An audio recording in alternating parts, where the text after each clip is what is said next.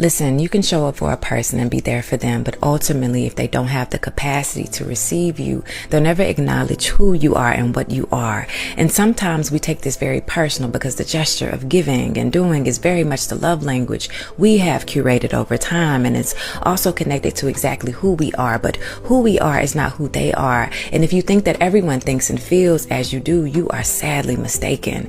And it's not so much about the error in you, but more about the efforts in you, where you realize that taking a step back and examining the entire scenario brings you to a place of understanding, and understanding that will never see you, acknowledge you, or appreciate you will be the profound moment I hope that you pull back and reserve your energy and your giving to those who appreciate just who you are.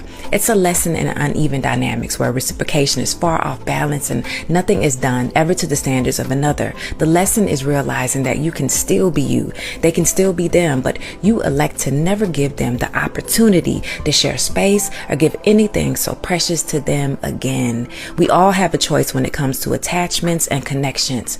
Once a person shows you who they are, it's up to you to decide what you'll do from that point forward. Move along and move accordingly, my baby. You already know what it is. It's important to recognize that not everyone has the capacity to receive what we offer, and that's not a reflection of your value or worth. In situations like this, boundaries become essential.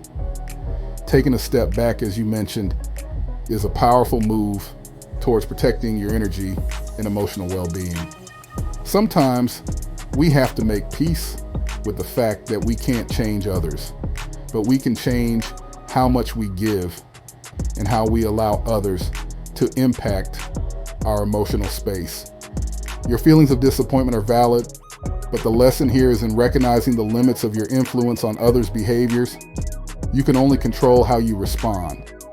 By choosing to step back, you give yourself permission to be selective about who gets access to your time and energy.